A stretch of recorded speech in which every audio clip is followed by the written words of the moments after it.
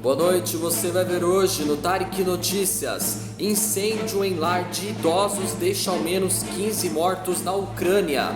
Vacinação contra a Covid-19 em Manaus, no Amazonas, é suspensa em meio à investigação sobre irregularidade na aplicação das doses. China registra primeiro surto de peste suína em quase 3 meses. Taxa de transmissão da Covid-19 fica em 1,20 no Brasil, aponta o Imperial College. Ataques suicidas deixam 32 mortos e 110 feridos em Bágida. Chuva causa deslizamentos de terra, queda de estruturas e prejuízos em Santa Catarina. Eu sou o Tarek Elaques e está no ar o Tarek Notícias.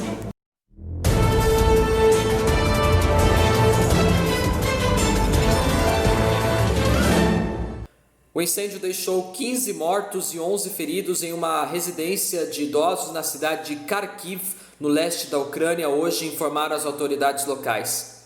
Pelo menos 9 dos feridos foram encaminhados a hospitais da região e a hipótese levantada pelas autoridades é a de que o fogo tenha começado por conta do mau uso de algum aparelho elétrico. Segundo relatos do Corpo de Bombeiros, o incêndio começou no primeiro andar da residência e se espalhou, atingindo também o térreo. O presidente ucraniano Volodymyr Zelensky disse em uma rede social que pelo menos 33 pessoas estavam dentro do prédio. Ele lamentou o acontecido e pediu que o incidente fosse investigado. A Procuradoria-Geral da Ucrânia informou também que já abriu uma investigação criminal sobre a responsabilidade da manutenção e cuidados deste lar de idosos. Bom, vamos à próxima notícia. A vacinação contra o novo coronavírus em Manaus foi suspensa hoje. A previsão é de que seja retomada amanhã.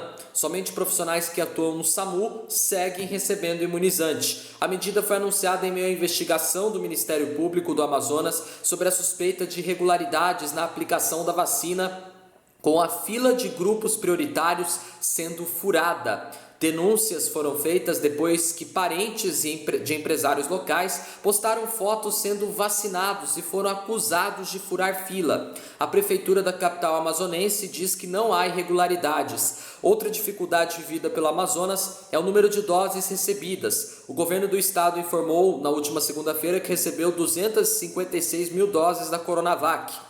No entanto, depois corrigiu a informação e informou que o total recebido foi de 282 mil vacinas. Destas, somente 221 mil foram distribuídas entre as cidades, incluindo a capital. O governo não informou o que ocorreu com as demais 60.727 doses que sobraram.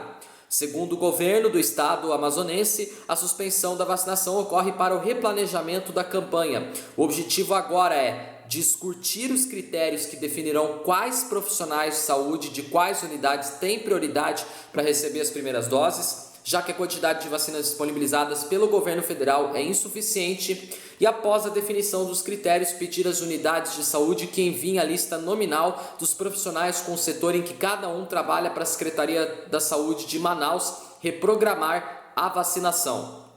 A suspensão da campanha foi definida pelas Secretarias de Saúde de Manaus e do Amazonas. Após uma reunião ontem à noite, participaram do encontro representantes do Ministério Público Estadual, Ministério Público Federal e da Defensoria Pública Estadual, da Defensoria Pública da União e do Ministério Público do Trabalho.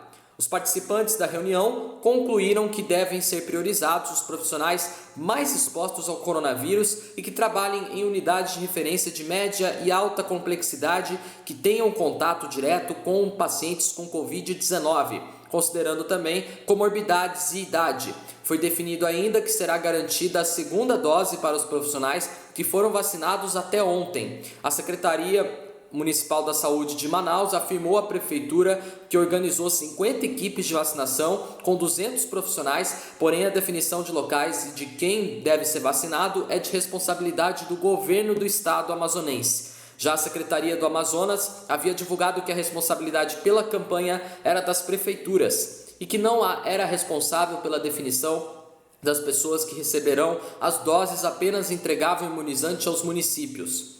De acordo com a Prefeitura de Manaus, nos primeiros 2 dias de vacinação na capital, 1.140 profissionais de saúde receberam a primeira dose da Coronavac. A prefeitura recebeu, para esta primeira etapa da campanha, um total de 40.072 doses da vacina.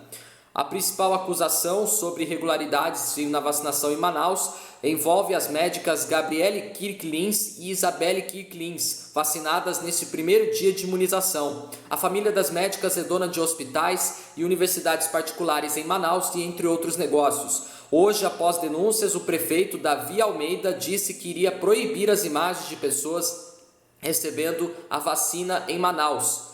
Em nota sobre a vacinação das médicas, a prefeitura informou que não há nenhuma irregularidade, uma vez que se encontram nomeadas e atuando legitimamente no plantão da unidade de saúde para a qual foram designadas em razão da urgência e exceção sanitárias estabelecidas nos primeiros 15 dias da nova gestão.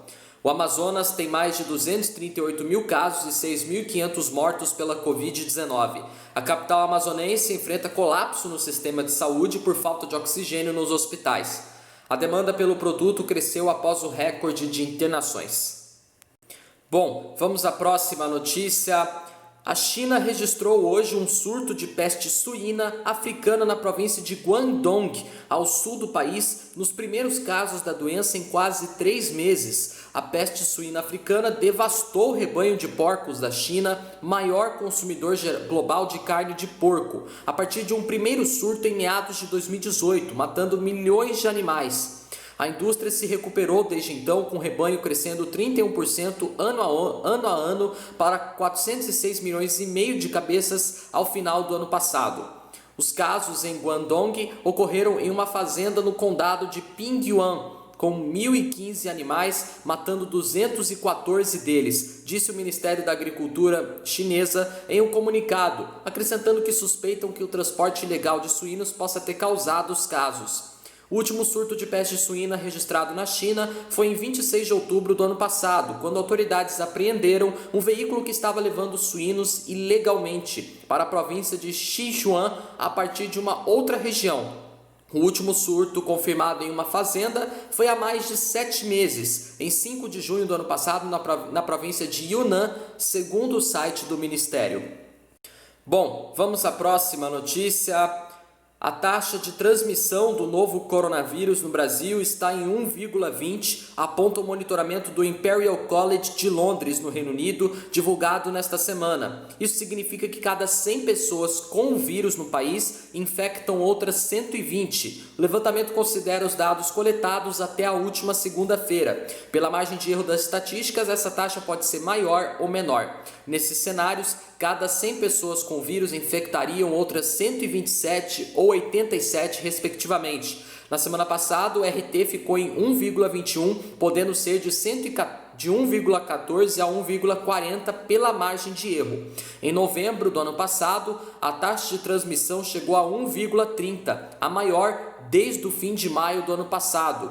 Os cientistas apontam que a notificação de mortes e casos no Brasil está mudando. Os resultados devem ser interpretados com cautela. Simbolizado por RT, o ritmo de contágio é o número que traduz o potencial de propagação de um vírus. Quando ele é superior a 1, cada infectado transmite a doença para mais de uma pessoa e a doença começa a espalhar. Bom, vamos à próxima notícia.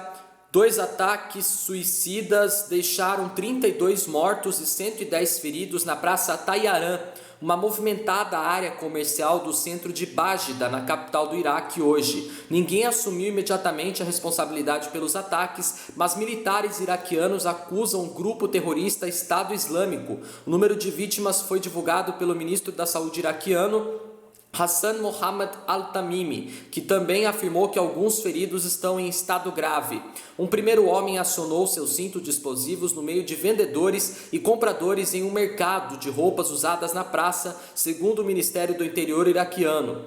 Enquanto uma multidão se formava para tentar ajudar as vítimas, um segundo homem-bomba detonou seus explosivos e, segundo acrescentou o Ministério. Segundo o porta-voz do grupo terrorista, quis provar a sua existência após uma série de derrotas em operações militares, segundo o porta-voz do Comando de Operações Conjuntas, Tashin Al-Kafaji. Atentados a bombas se tornaram raros na capital iraquiana desde a derrota do grupo no país em 2017. O último havia sido em janeiro de 2018 na mesma praça e deixou mais de 27 pessoas mortas. Bom, vamos à próxima notícia. A chuva dos últimos dias e que segue hoje provoca estragos em várias cidades de Santa Catarina. Em Blumenau, no Vale do Itajaí, 44 deslizamentos de terra foram registrados. Na mesma região, em Rio dos Cedros, uma família que mora próxima a áreas de risco foi retirada de casa e levada para um abrigo. Em Joinville, no norte do estado, e cidades da Grande Florianópolis também registraram transtornos entre a noite de ontem e a manhã de hoje. Desde domingo, a instabilidade do tempo causa chuva no estado catarinense. Em nota, a Defesa Civil de Santa Catarina alertou para a previsão de temporais entre a noite de ontem e a madrugada de hoje e disseram que havia risco de deslizamento e enxurradas, principalmente no Planalto Norte, Litoral Norte e Vale do Itajaí. Em Blumenau, registrou 59 ocorrências entre o último domingo e a noite de ontem. 48 foram registradas no último dia. Nas últimas 24 horas, o nível do rio Itajaí-Açu subiu 3 metros. Segundo a Defesa Civil Municipal, foram 44 deslizamentos de terra, 4 quedas de muro, 7 quedas de árvore e 4 alagamentos. Apesar dos transtornos, não há desabrigados ou desalojados. As ocorrências também não foi só em Blumenau também. A Defesa Civil da cidade de Rio dos Cedros, na mesma região, lá no Vale do Itajaí, retirou 3 pessoas da mesma família de uma casa na comunidade de Rio Herta. O local está sendo monitorado e há risco de novos deslizamentos na cidade. A prefeitura também monitora o nível do Rio dos Cedros, que chegou a 5,71 metros por volta das 6 horas da manhã de hoje. Houve deslizamento de terra nos bairros Altos Cedros, Rio Rosina e Rio Esperança. A Secretaria de Infraestrutura foi até o local para desobstruir a passagem nas ruas afetadas.